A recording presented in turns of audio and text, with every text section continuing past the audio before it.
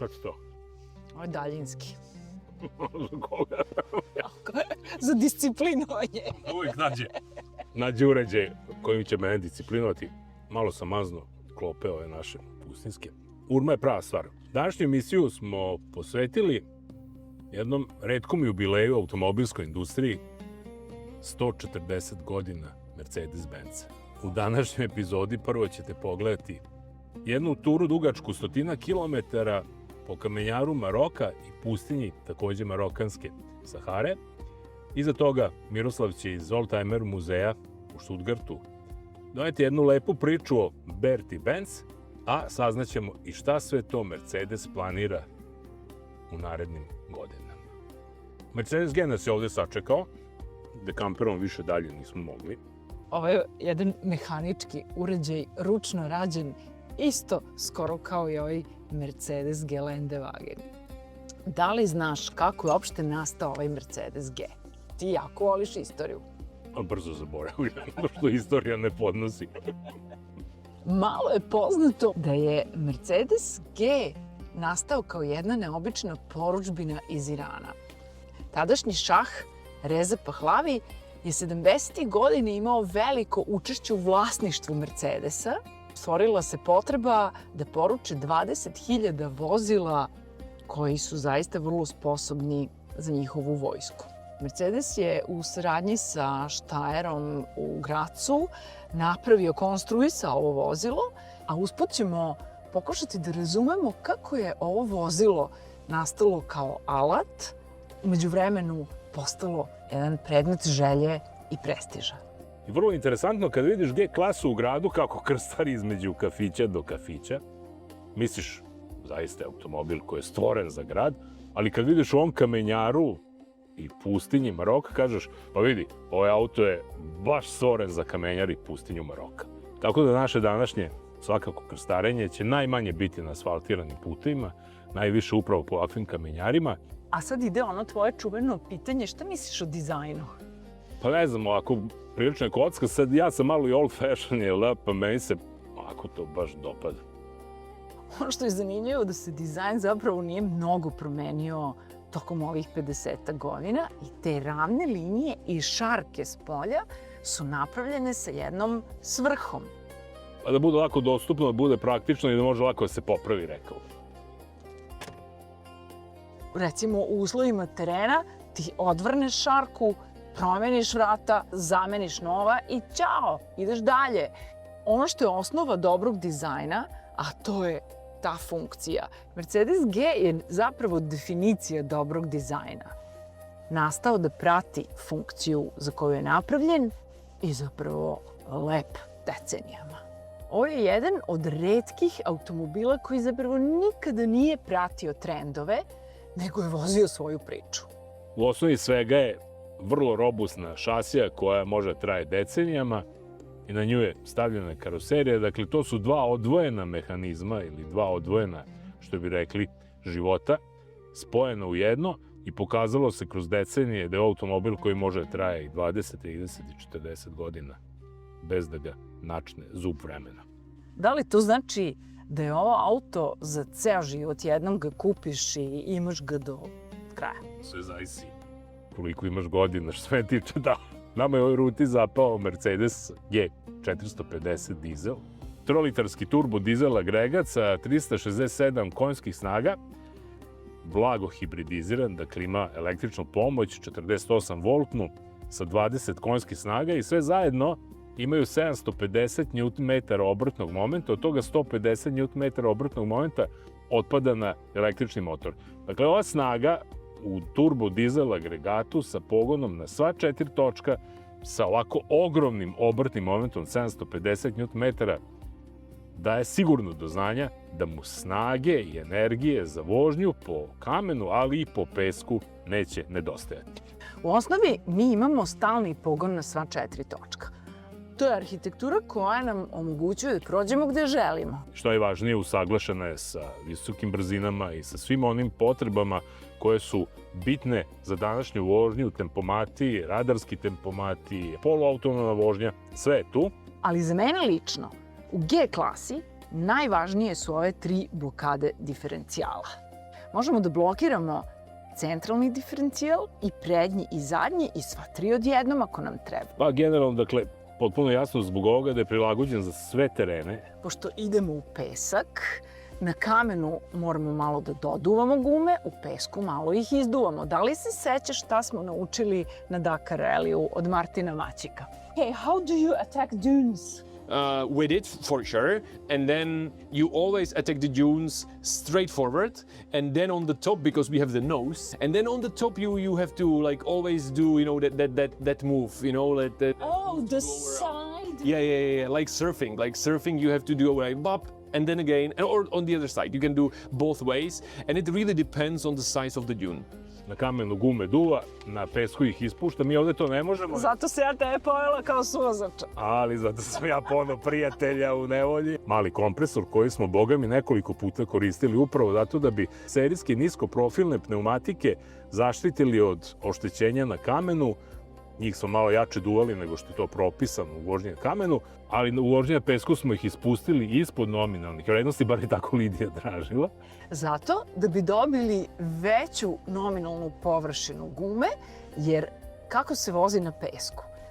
Uz pomoć osjećaja zapravo, kao da plešeš. Srećom, ovdje imamo 22 do 24 cm odstojanja. Možemo do 700 mm, odnosno 70 cm u vodu da zagazimo, tako da što se tiče samih tih... Gde je voda? Pogledaj koliko ima ovde od bujica, odnešenih puteva i poplava, tako da u kišnom periodu i u Maroku, boga mi, zna da bude dosta vode i pustinja, čak ljudi moji, zna dobro da zapliva. Veliki deo procesa proizvodnje G klase i dalje podrazumeva mnogo ručnog rada. U ovoj poplavi automatizovanih vozila je to jedan poseban kvalitet. Plus fini materijali, prelepi, precizni štepovi i funkcija, mislim, stvarno. Šta je život? Kako od vojnog vozila postade simbol luksuza i prestiža. Kad se nešto dobro napravi, onda je to prava stvar. Ono što je jako dobro izdvojena je klimatizacija, dakle tu je Mercedes G ostao, da kažem, onakav kakav je bio, jednostavno rukovođenje je osnova ovoga automobila. Pogon na sva 4 točka je fantastičan, diferencijali i blokade su isto jako dobri. Potrošnja je zanimljivo mnogo manje nego što očekujemo od automobila koji ima 360 i kusur konjskih snaga. Na otvorenom putu je trošilo negde između 9 i 11 litara.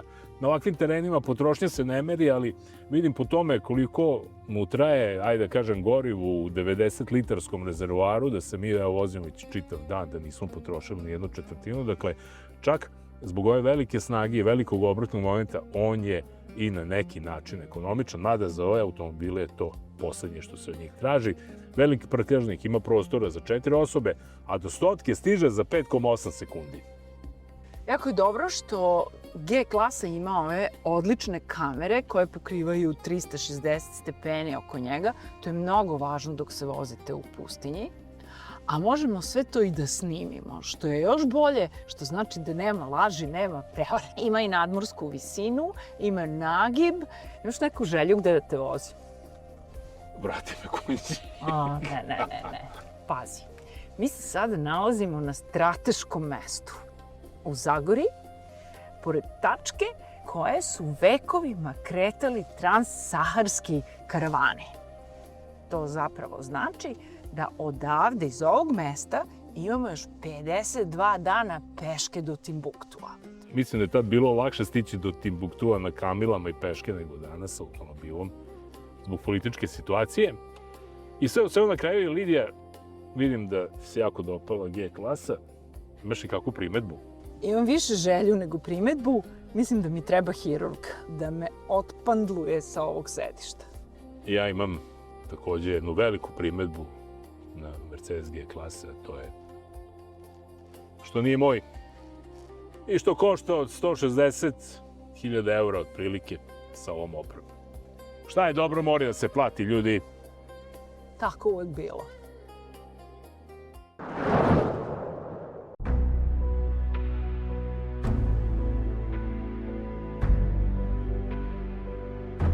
Ponovo smo u Mercedesovom muzeju nadomak Stuttgarta, a ovaj put donosimo priču o prvom zvaničnom automobilu na svetu, Patentwagenu Karla Benza. Prvi primerak ovog realno motorizovanog tricikla napravljen je tokom 1895. godine, a patent je odobren u proleće 1896. Patentwagen donosi mnogo tehničkih rešenja. Za početak, ram od čeličnih cevi, malo karoserije od drveta, ali je interesantno da su žičani točkovi, pa čak i profil punjenih guma bili takođe patent Karla Benza. A pogon je bio preko lančanika na oba točka. Sistem sa kajšem bio je prvi na svetu jednostepeni menjač sa varijabilnim stepenom prenosa. A upravljanje prednjim točkom bilo je preko zupčaste letve.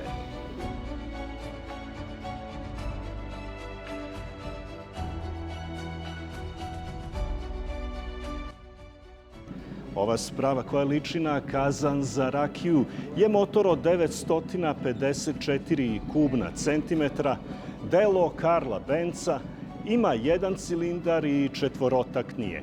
Razvija 0,68 konja. Na nekim kasnijim, modernijim testovima ovog automobila, koji je sproveo Univerzitet u Mannheimu, utvrđeno je da motor razvija čak 0,91 konjsku snagu. Kako god bilo, Patentwagen je mogao da pojuri brzinom od 10 do 15 na sat. 1888. godine Karlova supruga Berta Benz uviđa da sa promo vožnjama po Mannheimu neće baš uspeti da prodaju puno primeraka Karlovog izuma.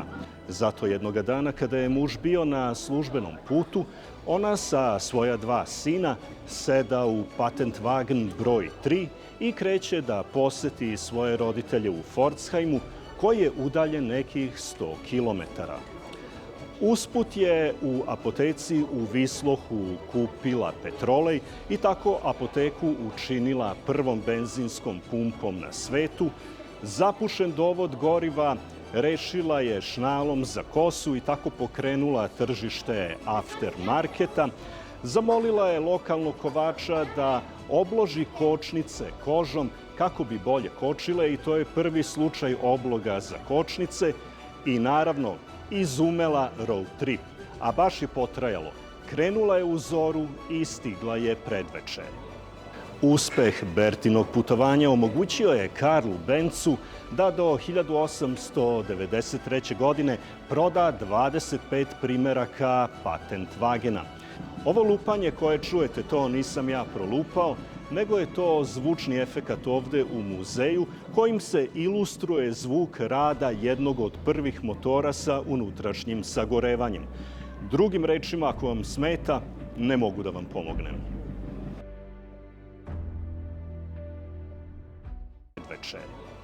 Uspeh Bertinog putovanja omogućio je Karlu Benzu da do 1893. godine proda 25 primeraka Patentwagena.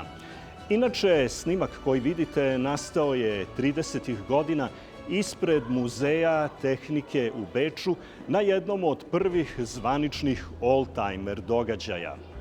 Ovo lupanje koje čujete, to nisam ja prolupao, nego je to zvučni efekat ovde u muzeju kojim se ilustruje zvuk rada jednog od prvih motora sa unutrašnjim sagorevanjem. Drugim rečima, ako vam smeta, ne mogu da vam pomognem.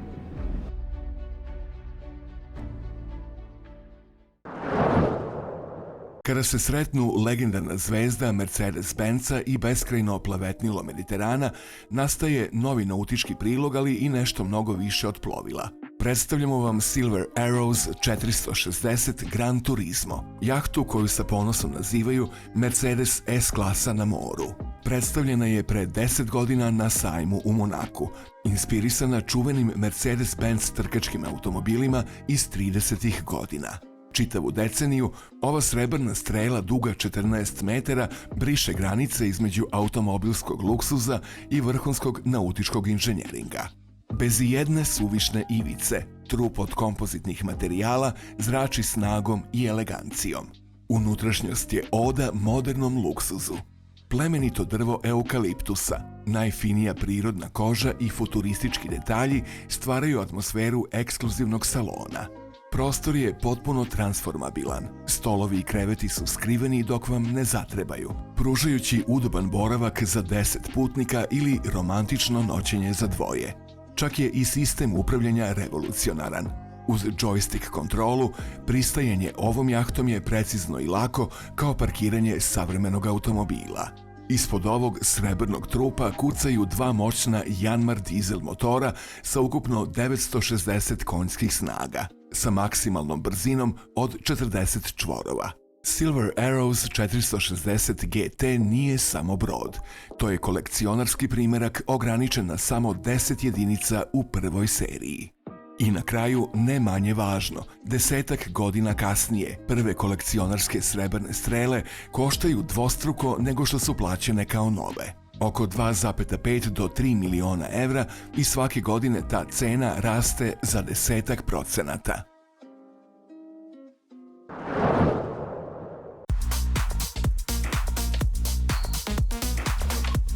Mercedes je u okviru obeležavanja svog jubileja 140 godina postojanja najavio najmanje 14 novih modela. Da ostanemo u skladu sa terenskim modelima, predstavljamo 3 premijere Mercedesa koje počinju na slovo G. Prva od njih je GLS, opisan kao S-klasa u segmentu terenskih vozila. Na delu su elektrificirani redni 6-cilindarski motori na bazi 3-litarskog bloka. U zavisnosti od verzije isporučuju od 313 do 381 konjske snage. Pri tome su angažovane masivne količine obrtnog momenta u rasponu od 650 do 750 Nm. Vrh ponude čini GLS 580 Firmatic. 537 konjskih snaga, 750 Nm obrtnog momenta, 4,7 sekundi do 100 km/h i maksimalna autobahn brzina od 250 km/h.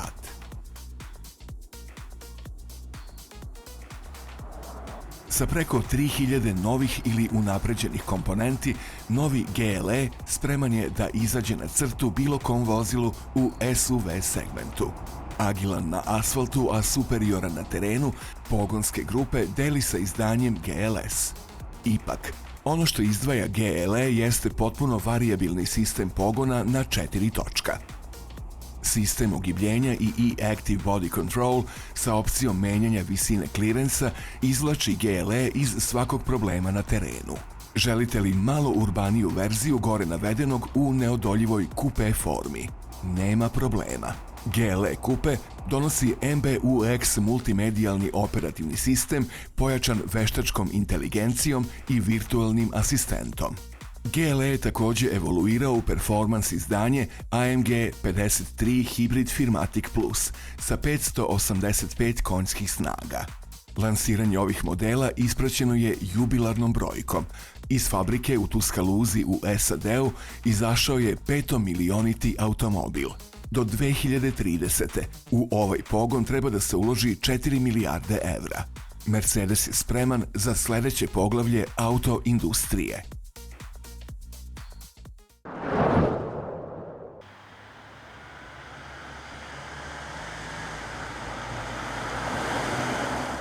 Provozati klasičnu Mercedesovu S-klasu od Mercedesovog muzeja i istorijskim rutama u okolini Stuttgarta i nazad prvorazredni je oldtimerski doživljaj. Definitivno uživat ćemo kao da smo ponovo u 80-ima.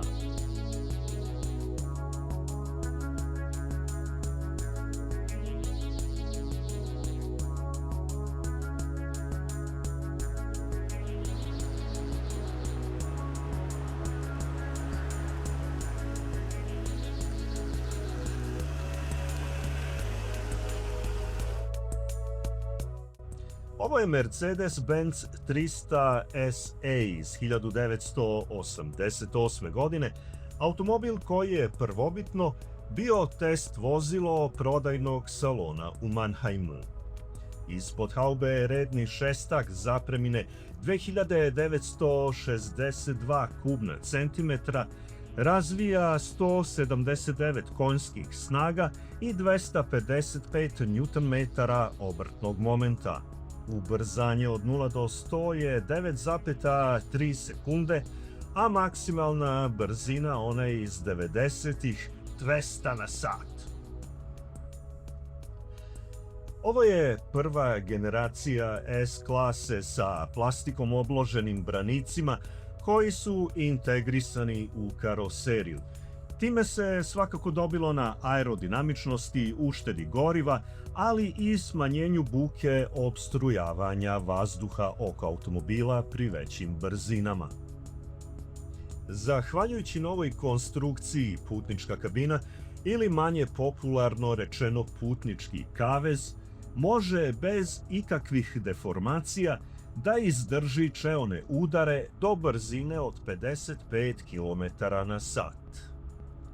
Takođe na planu bezbednosti uvedeni su zatezači pojaseva i vazdušni jastuk za vozača. Novom automobilu ugrađena je solidna dodatna oprema. Za početak šampanj boja karoserije, grejani retrovizori, termostakla, grejana sedišta, elektropodizači stakala, klima uređaj naravno i remek delo akustike Becker Grand Prix radio kasetofon.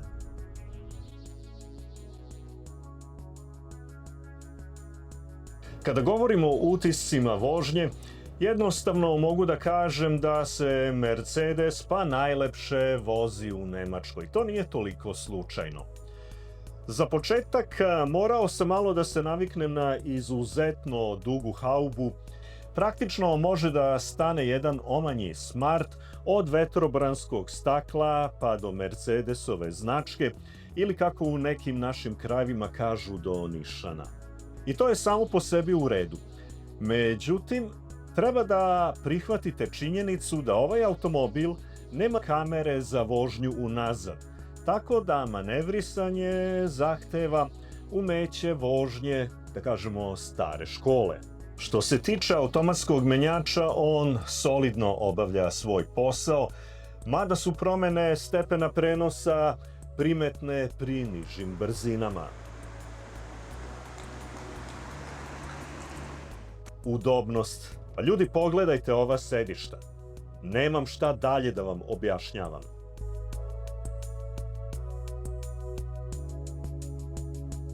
Što se tiče onog dela udobnosti koji je tehnički povezan sa ogibljenjem, tu jednostavno nisam pametan. Ovo je S-klasa, tako da naravno da očekujete da pliva kao najkvalitetnija kruzer lađa.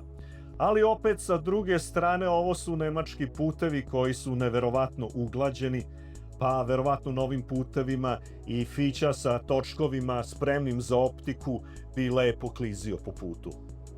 I naravno dotok snage. Ako se izuzmu autobanovi, u Nemačkoj na regionalnim putevima i u gradskom saobraćaju postoji toliko raznoraznih ograničenja brzine da praktično ovaj automobil ne može da dođe do izražaja. A kao potvrda da 300 SE itekako emotivno ume da ubrza, jeste i prizor brzine odmicanja pozadine i drveća, pa obratite pažnju.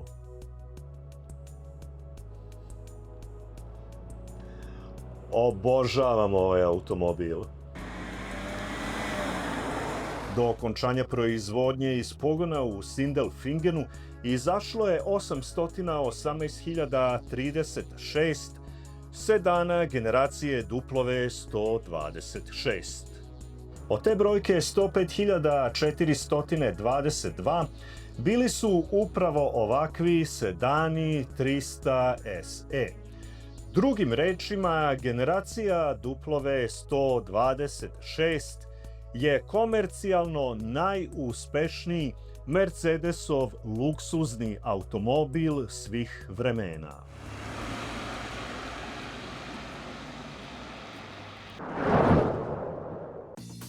U zaključku Mercedes specijala vraćamo se u sam centar, u fabriku u Sindelfingenu. Odavde izlazi trio vodećih modela, S-klasa, Maybach S-klasa i EQS. Reč je o fabrici 56, jednom od najmodernijih pogona za proizvodnju automobila na svetu. Tradicionalna proizvodna linija ovde polako ustupa mesto novom sistemu koji čini 400 automatski navođenih vozila. Uslovi rada za ljudske resurse su na najvišem nivou. Mnogo prirodnog svetla, a tu su i digitalne aplikacije koje usklađuju tok rada između odeljenja. Stres pripada prošlosti. Mercedes je za fabriku 56 u okviru agende Ambicija 2039 postavio cilj koji će mnogo toga promeniti u autoindustriji. Potpuna karbonska neutralnost.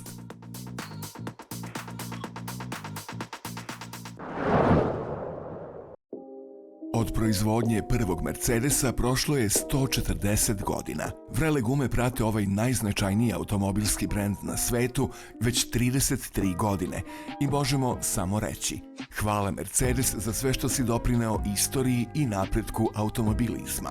U sledećoj epizodi za 7 dana, između ostalog, pogledajte nastavak krstarenja naše kamperske ekspedicije po Maroku. A do tada držite se ispravnog smera kretanja na autoputu. Vozite oprezno i pazite na sebe i na druge u saobraćaju.